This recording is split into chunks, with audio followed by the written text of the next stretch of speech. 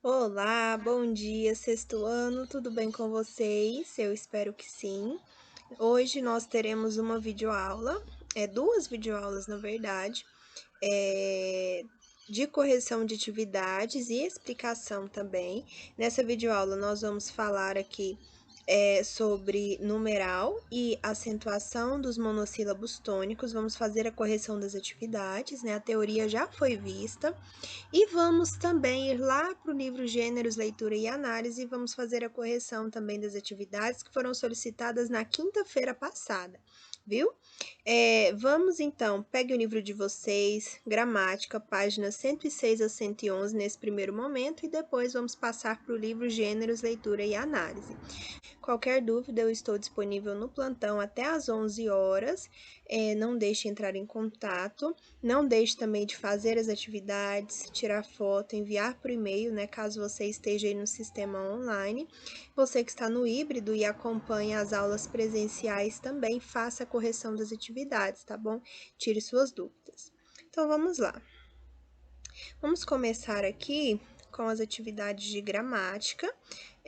Lá no livro, nós estamos aí já finalizando, quase finalizando o livro, né, de gramática, e já trabalhamos aí desde o bimestre passado numeral. Essas atividades aqui serão sobre o numeral, né, uma classe de palavras e também a acentuação dos monossílabos tônicos. Tudo isso já foi visto por nós no bimestre passado, caiu tanto na revisão, né, quanto nas avaliações, então é um conteúdo que você já tem conhecimento, tá?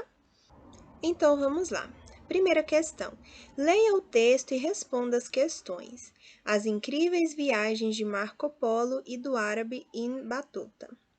Quando se fala das grandes viagens da história, o primeiro nome mencionado é o de Marco Polo, comerciante de Veneza que na segunda metade do século XI percorreu quase toda a Ásia até se fixar na China, onde se tornou amigo do imperador e viveu por alguns anos. Ele escreveu um livro contando como era a Ásia. Graças ao seu livro das Maravilhas, os europeus tomaram conhecimento das riquezas que existiam do outro lado do mundo. Marco Polo faleceu aos 70 anos em 1324. Pouca gente ouviu, porém, falar do árabe Ibn Battuta, que aos 21 anos partiu de Tanger, no Marrocos, norte da África, para a sua primeira grande viagem, no começo do século XIX, em 1325, um ano depois da morte de Marco Polo. Ao longo de sua vida, ele percorreu 120 mil quilômetros, uma distância 3 vezes maior que a percorrida por Marco Polo, que, no entanto, é mais conhecido que ele. Aí nós temos um mapa, né, mostrando aí os caminhos percorridos, né? E vamos aqui para a primeira questão.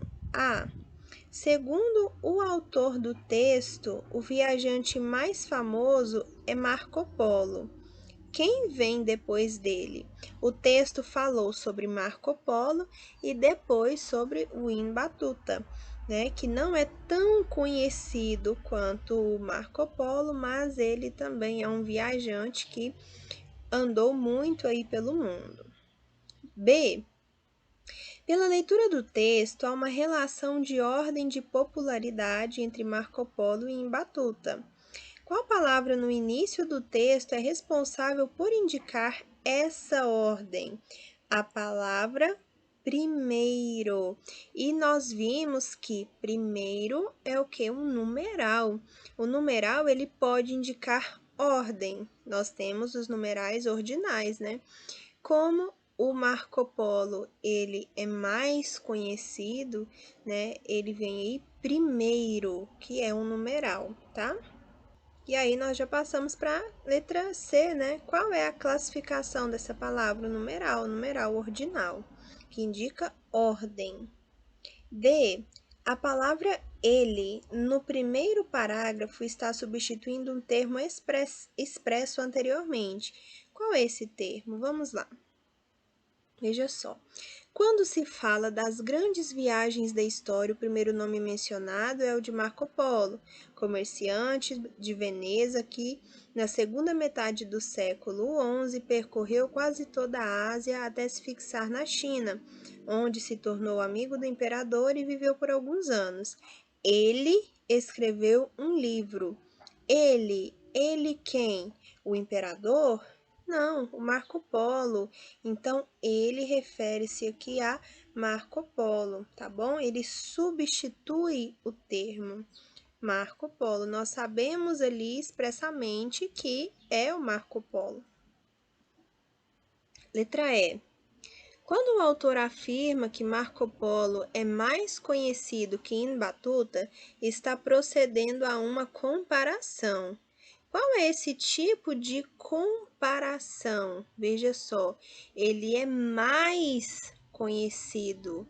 Nós vimos, trabalhamos aí nos bimestres anteriores o adjetivo, né?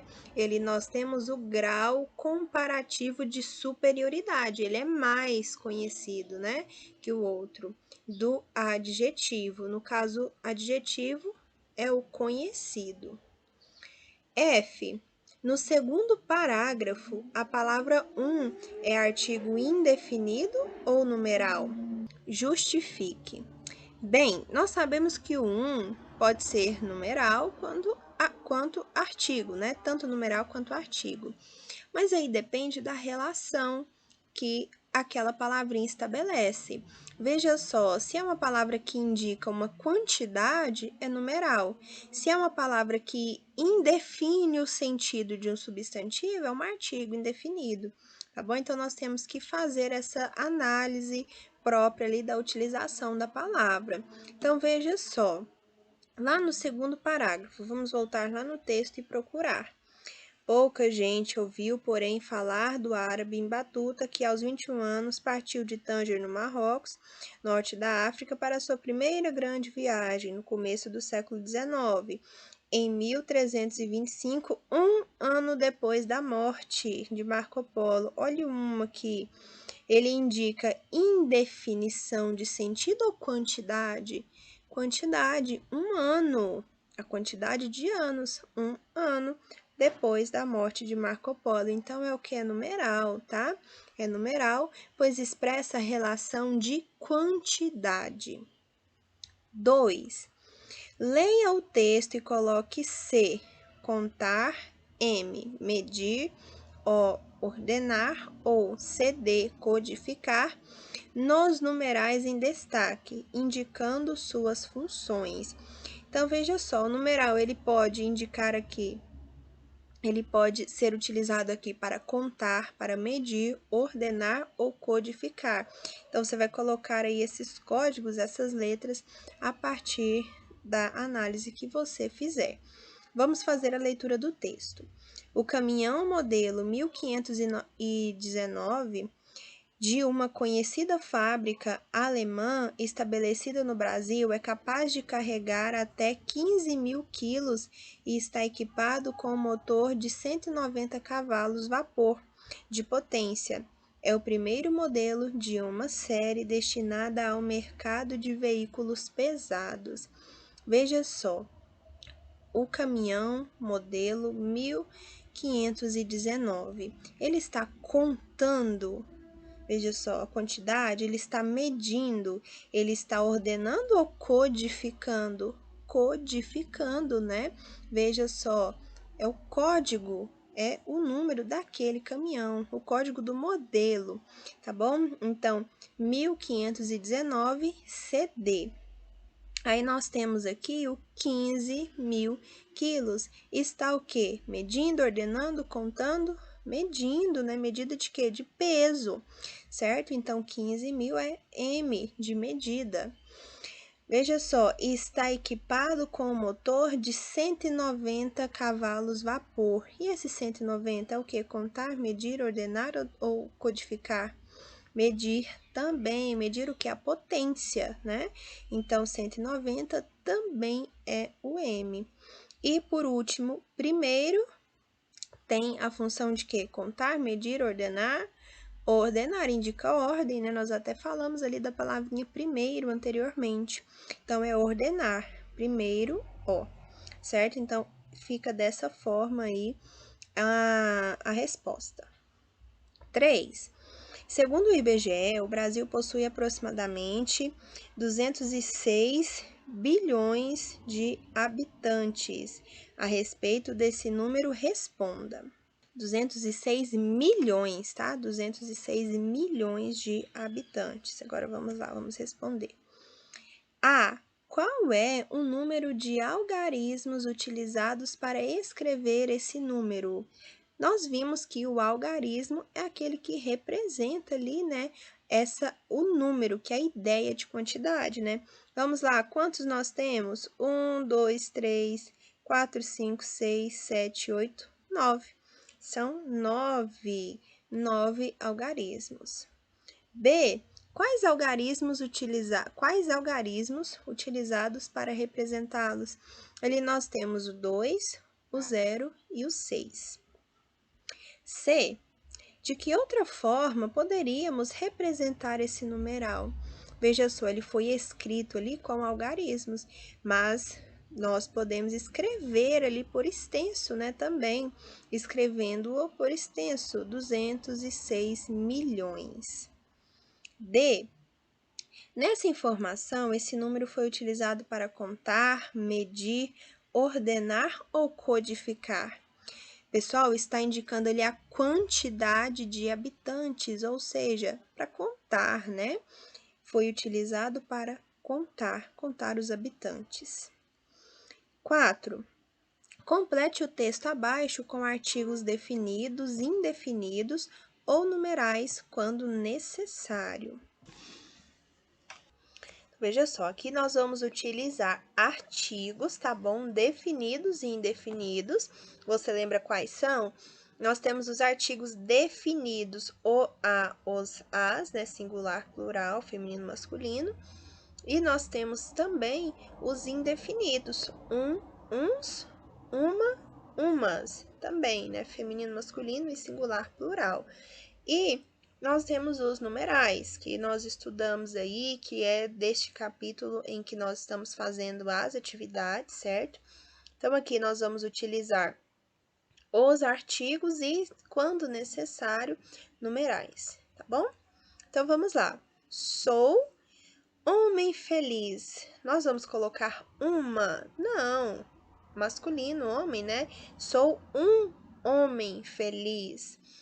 Amo muito a minha família e tenho uma casa. Eu tenho a casa dos meus sonhos. Veja só, é específico, né? Definido. Por isso que a utilização aqui é do artigo definido. Tenho a casa dos meus sonhos. Nela há quarto grande para mim e minha esposa. Há o quê? Um quarto grande para mim e minha esposa e outro para nosso filho. Além disso, temos cozinha, uma cozinha, um jardim, um quintal e uma varanda. Lembrando de fazer a concordância, tá bom? As palavras têm que fazer ali, ter uma relação de concordância. Se o substantivo é feminino, nós devemos utilizar ali o determinante feminino. Se está no plural, assim também, enfim. Então, fica assim nosso texto. Agora, no texto da questão anterior, esse que nós acabamos de preencher, em quais ou qual lacunas você empregou numerais? Veja só, eu comentei aqui com vocês no 2, né, que é o artigo definido, e no 1. Sou um homem feliz. Veja só, aqui é um artigo indefinido, né? Sou um homem feliz. Não tem a ver com quantidade, porque está indefinindo o sentido de homem. Veja só, mais um homem, né? Mais um homem feliz. Então, no 1 e no 2, nós temos artigos. O primeiro é indefinido, o segundo definido. E no 3, veja só, há um quarto grande. É um quarto qualquer? está indicando ali a quantidade, tenho 1/4 grande, tá bom? Não é indefinição de sentido da palavrinha do substantivo quarto, tá bom? Mas indica a quantidade. Então, se indica a quantidade, é o quê? Numeral. Então, 3 é numeral. E aí, logo em seguida, nós temos também aí a sequência de cômodos, né?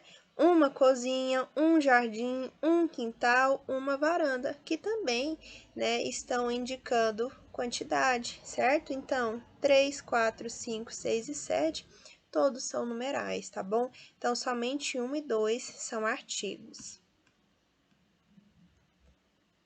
5. Nas frases a seguir, os numerais não foram empregados no seu sentido usual, ou seja, não representam quantidade. Entretanto, todas estas orações fazem sentido. Por que isso acontece? Discuta com seus colegas e com o professor. Veja só, é muito interessante. 60 num bar, 70 sair sem pagar, aí mando a polícia 20 buscar. B, 20 buscar sem demora, 60 e vamos embora. C, 70 me passar, passe sem atrapalhar. 10, estou rezando um terço para encontrar o meio de ser feliz. Eu sou humilde. Vendo apartamento 3/4. Então, se a gente analisar cada uma dessas letras, nós vamos ver que nós temos aí algarismos, nós temos numerais, mas eles não indicam quantidade, não indicam ordem, né? Mas nós conseguimos fazer a leitura aí do enunciado e compreender. Por quê? Porque quando pronunciamos o som, lembra quando nós estudamos fonemas, sons da fala? Os sons destas palavras, né, vão fazer sentido, né? Vão completar aí as palavras. Então tem a ver com o quê? Com a fonética, né? Com o som da fala. Então, nessas frases, o sentido não se perde devido à semelhança fonética entre os numerais e as palavras que eles estão substituindo, certo? Nós encontramos muito essas frases assim, para-choque de caminhão, né? Porque é divertido. 6. Muitas expressões idiomáticas utilizam numerais. Em outros casos, os algarismos são utilizados para descrever situações, objetos. Pense no que significam e como podem ter surgido estas expressões. Veja só. A. Ele a conquistou com uma conversa 171. B. Quero que ele vá para os quintos dos infernos. Quando criança, Van nunca pintou 7. Lucas vive a 1000. Em matemática, só um 0 à esquerda. Então, veja só, essas são expressões idiomáticas, né, que nós ouvimos muito aí no dia a dia e utilizamos, né, ouvimos e utilizamos, e em sua composição nós temos aí algarismos, né? Veja só, aqui, por exemplo, em matemática eu sou um 0 à esquerda, porque um 0 à esquerda não tem valor algum. Então, utiliza-se aí muito essa expressão quando nós estamos nos referindo a algo que não tem valor nenhum, certo? Lucas vive a 1000, outro exemplo também, ou seja, a 1000 por hora, né? Correndo ali, muitas coisas para se fazer, não tem tempo para nada, enfim. Então, são expressões aí, você vai pensar aí, ver se você já utilizou, já ouviu, veja com sua mãe, com seu pai, com seu responsável, né? Com seu irmão, irmã, se já utilizou aí essas expressões e qual é o sentido delas, tá? 7. O dono de uma farmácia resolveu colocar à vista do público o gráfico mostrado a seguir, que apresenta a evolução do total de vendas em reais de certo medicamento ao longo do ano. Então, veja só, nós temos aqui as vendas, né? E aqui o os meses, né? De janeiro a dezembro, veja só, o ano todo. E aí nós temos aqui o gráfico, né? Em janeiro foi um valor, em fevereiro já subiu um pouco, março subiu bastante, depois desceu aqui em abril. E aí há essa progressão aqui. De acordo com o gráfico, os meses em que ocorreram, respectivamente, o maior e a menor venda desse medicamento foram maior primeiro e menor depois, né? Veja só, qual foi a maior? Junho, né?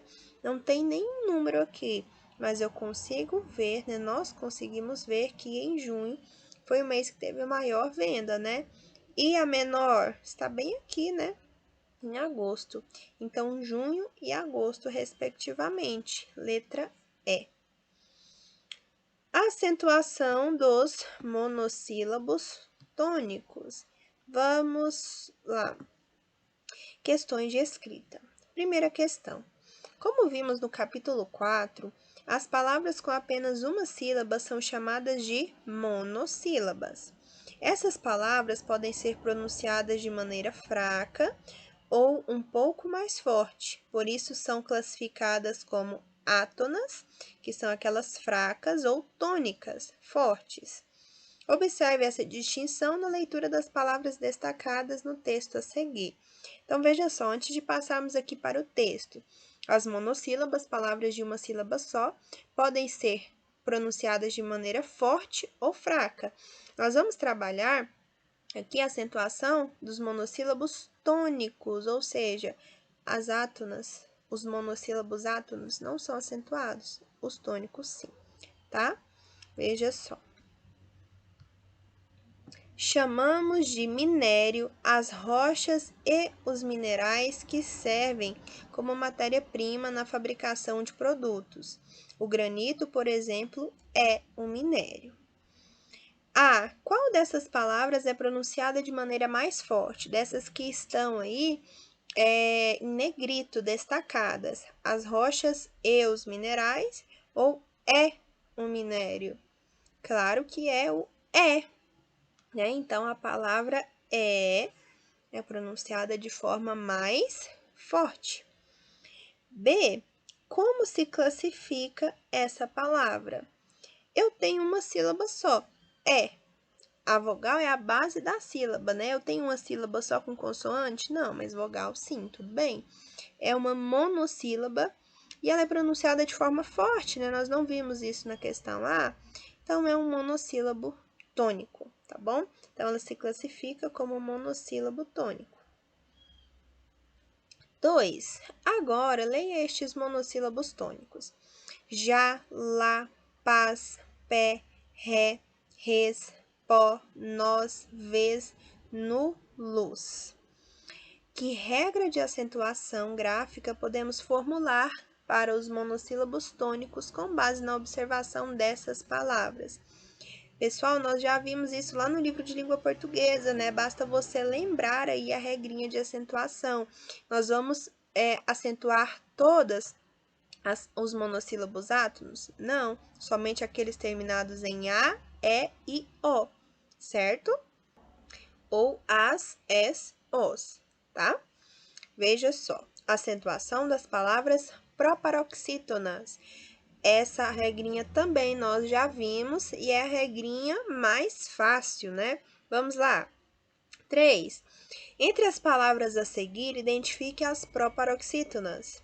As proparoxítonas são aquelas em que a antepenúltima sílaba da palavra é a tônica, ou seja, a mais forte, né? Nós temos quando a última é a mais forte, é a tônica, temos a palavra oxítona. Quando é a penúltima, paroxítona, e a antepenúltima, proparoxítona. Veja só, nós vamos identificar aqui arquipélago. Veja que pé é a sílaba mais forte, né? E contando de trás para frente, é a terceira, ou seja, a antepenúltima. Então, ela é proparoxítona? É. Vamos marcar aí. Órfã.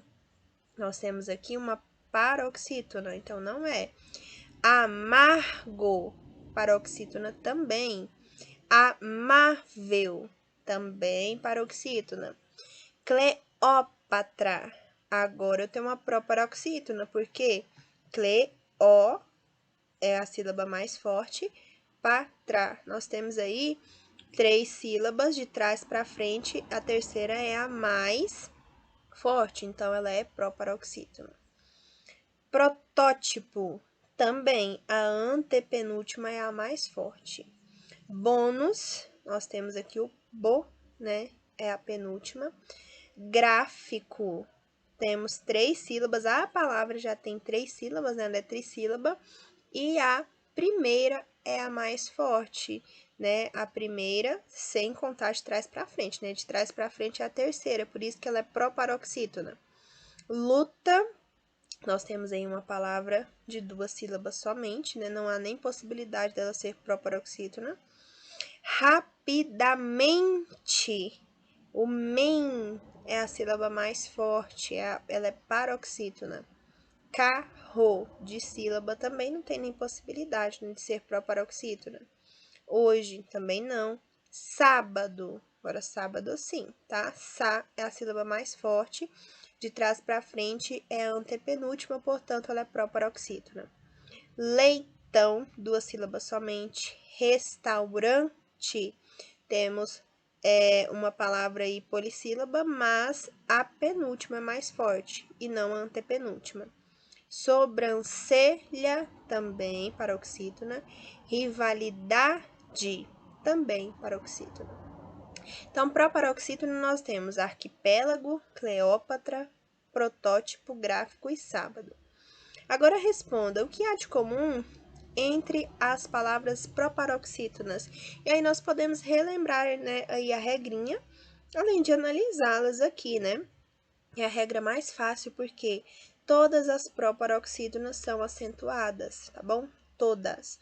É isso que nós podemos identificar em comum nessas palavras, né? De comum nessas palavras. Então, todas elas recebem acento gráfico para indicar aí a sílaba tônica. 4. Cite 3 palavras proparoxítonas.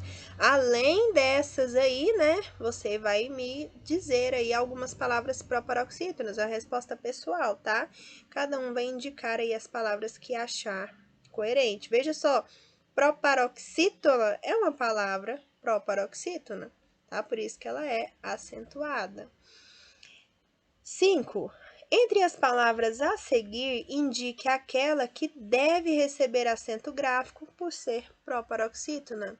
Veja só, temos janela, comprimido, são palavras que não são acentuadas.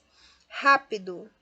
Rápido recebe acento, sim, na primeira sílaba, porque de trás para frente é a terceira, e ra é a sílaba tônica mais forte, é a palavra proparoxítona, e todas as proparoxítonas são acentuadas, então falta aqui um acento gráfico em rápido, tá? Secretamente e estatuto não são acentuadas. Resposta da 5, letra C. E agora, nós vamos aqui para o livro Gêneros, Leitura e Análise, fazer aí rapidamente a leitura do texto e a correção das atividades, tá bom? O texto é: o que foram as grandes navegações? Texto 2, é o segundo texto a ser analisado aí, lido, né, e interpretado neste capítulo. O que foram as grandes navegações? A expressão grandes navegações é usada para se referir a várias expedições marítimas organizadas nos séculos XV e XVI, principalmente por Portugal e Espanha. Elas ajudaram a marcar a passagem da Idade Média para a Idade Moderna, resultaram na descoberta de um novo continente a ser explorado pelos europeus, a América, e num grande impulso para o aumento do comércio da Europa com a Ásia e a África. O início dessa corrida maluca pelos mares foi incentivado pela tomada da cidade de Constantinopla pelos turcos em 1453. Por ali passava a maior parte do comércio europeu com o Oriente. Quando a cidade caiu sob controle muçulmano, foi necessário encontrar novos caminhos para comerciar com a Ásia, diz o historiador Josh Graham, do Museu dos Navegantes, em Newport News. nos Estados Unidos. Além dessa questão econômica, outras razões impulsionaram as grandes navegações. Uma delas foi o espírito da Renascença, um movimento artístico e científico que teve início no século XV e que passou a questionar o pensamento tradicional da Idade Média. As visões sobre os limites geográficos do planeta, além de incentivar a busca por novos aprendizados. Devido à Renascença, os carpinteiros e estaleiros haviam se tornado mais habilitados a construir navios mais resistentes, diz Graham. Ainda havia os motivos religiosos, a ideia de espalhar o cristianismo pelo mundo, e políticos. A conquista de novos territórios era uma forma de expandir impérios. Só mesmo com tantos incentivos assim é possível entender como os navegantes da época se lançavam em perigosas jornadas marítimas. Até então, o conhecimento geográfico era limitado e circulavam muitas lendas sobre monstros marinhos e oceanos que se abriam para engolir navios. As tecnologias navais eram primitivas e doenças dizimavam as tripulações, vítimas das precárias condições de vida a bordo dos navios. Veja só, é um texto que está disponível aí na Mundo Estranho, que é uma revista, da Abril, que apresenta ali alguns artigos, artigos de divulgação científica. E aí nós temos a imagem, o Monumento dos Navegantes, localizado em Lisboa, Portugal, foi inaugurado inicialmente em 1940 e teve como intuito homenagear os desbravadores das Américas que nasceram em Portugal. À frente da embarcação está Dom Henrique, o Infante, seguido de 32 figuras históricas. Primeira questão. Com base no texto, quais foram as principais consequências das grandes navegações, As grandes navegações, foram acontecimentos que marcaram a história, do mundo. E o que sucedeu, depois dessas grandes navegações? A passagem da Idade Média para a Idade Moderna, a descoberta, e por que está entre aspas, hein? Porque, na verdade, foram invasões, que aconteceram. Os europeus invadiram a América, Mas a descoberta de um novo continente a ser explorado pelos europeus, a América, e o grande impulso para o aumento do comércio da Europa com a Ásia e a África. Essas foram as consequências das grandes navegações, as principais, 2. Em algumas passagens do texto, o autor utiliza-se do discurso direto a fim de comprovar uma ideia. O discurso direto, como nós já vimos aí no primeiro semestre, nós estudamos em algumas situações o discurso direto e indireto. Discurso direto é quando nós colocamos ali a fala literal de alguém, o trecho literal. E aí nós utilizamos aspas, Porque para mostrar que não é o autor daquele texto ali quem disse aquilo, é uma fala de outra pessoa, Foi tirado de um outro estudo, de um outro texto. Então, transcreva os trechos em que isso ocorre e diga que ideias eles sustentam.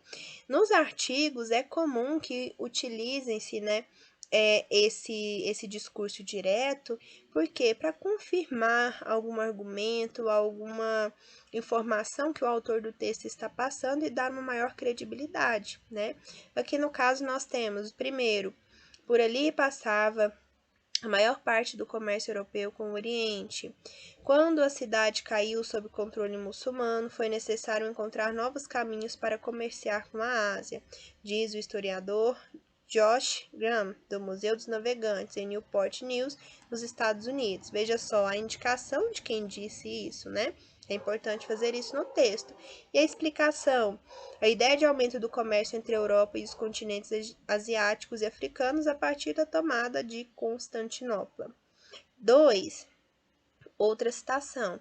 Devido à Renascença, os carpinteiros e estaleiros haviam se tornado mais habilitados a construir navios mais resistentes. A mesma pessoa, o Josh Graham. O espírito da Renascença incentivava novos aprendizados. 3. Qual a classe gramatical da palavra destacada no trecho a seguir? A que ela se refere? Elas ajudaram a marcar a passagem da Idade Média para a Idade Moderna. Nós vimos há pouco tempo aí os pronomes, né? Finalzinho do bimestre passado. Elas é um pronome, e é um pronome o quê? Pessoal. Indica aí a terceira pessoa do plural, né? Quais são os pronomes pessoais mesmo? Eu, tu, ele, ela, nós, vós, eles, elas. É a terceira pessoa do plural, tá? Pronome pessoal. E aqui, no caso, refere-se às grandes navegações, tá? Elas ajudaram, elas quem? As grandes navegações ajudaram a marcar a passagem da Idade Média para a Idade Moderna. 4. Marque a alternativa em que o termo destacado é um pronome demonstrativo. Nós vimos os pronomes demonstrativos também, né, anteriormente, aí, junto com os pronomes pessoais. A. Só mesmo com tantos incentivos assim é possível entender como os navegantes da época se lançavam em perigosas jornadas marítimas. Nós temos aqui marítimas destacado. Ali nós temos um adjetivo. Perigosas jornadas marítimas. Não são quaisquer jornadas, são jornadas marítimas, tá bom?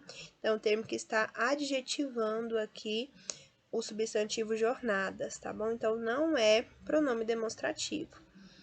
B. Além dessa questão econômica, outras razões impulsionaram as grandes navegações. Ah, agora sim. Nós vimos os pronomes, né, demonstrativos, esse, essa, aquele, aquela, isto, né, este, esta. Ali nós temos o pronome essa, que se uniu ali à preposição, né, de, além dessa questão econômica. Então, o dessa é um pronome demonstrativo, tá bom? Por mais que ele tenha se juntado com a preposição, ele é um pronome, tá bom? Letra B é a resposta. C. Quando a cidade caiu sob o controle muçulmano, foi necessário encontrar novos caminhos para comerciar com a Ásia, diz o historiador Josh Graham no Museu dos Navegantes em Newport News, nos Estados Unidos. Ali nós temos uma conjunção, uma classe de palavras que nós ainda não conhecemos. D. Uma delas foi o espírito da Renascença, o movimento artístico e científico que teve início no século XV e que passou a questionar o pensamento tradicional da Idade Média, as visões sobre os limites geográficos do planeta, além de incentivar a buscar por novos aprendizados. Aqui nós temos a junção da preposição junto com um pronome pessoal e não demonstrativo, tá bom? Então, nossa resposta é a B, sem discussão, e aí nós terminamos a nossa videoaula. Como eu disse, qualquer dúvida vocês podem me procurar aí no plantão, tá bom? Das 7 às 11 da manhã, tá? E não deixe de mandar suas atividades por e-mail, tá? maxnayara@yahoo.com. E é isso, hoje nós ainda teremos mais uma videoaula de língua portuguesa, do livro de língua portuguesa.